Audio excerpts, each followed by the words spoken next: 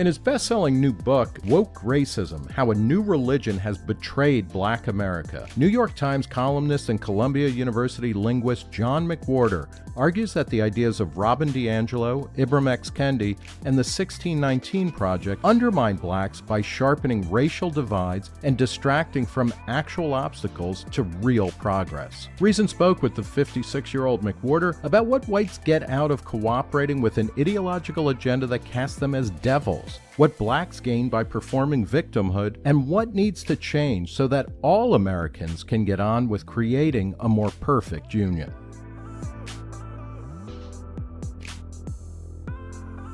John McWhorter, thanks for talking to Reason. My pleasure, Nick. Good to see you again. Thank you. Let's get right to woke racism, how a new religion has betrayed Black America. What's the elevator pitch for woke racism?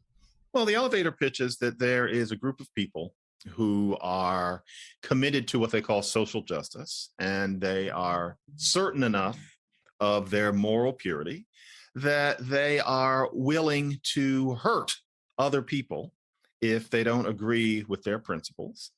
And their notion is that they are saving people who are living under the power of the white hegemony. So a lot of this is about race. A lot of it is about Black people.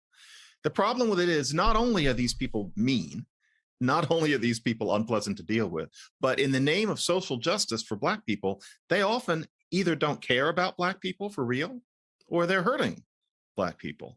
And so I wrote Woke Racism not as some boring statement from the right wing about family values and people pulling themselves up by their own bootstraps. This is not what some people would think of as a John McWhorter book, although I've never written a book like that.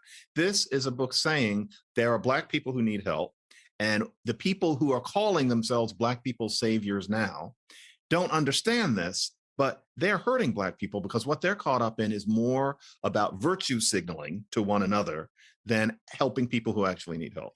Yeah, just very briefly, you mentioned, people are going to say this is, a right-wing book or might expect it to be.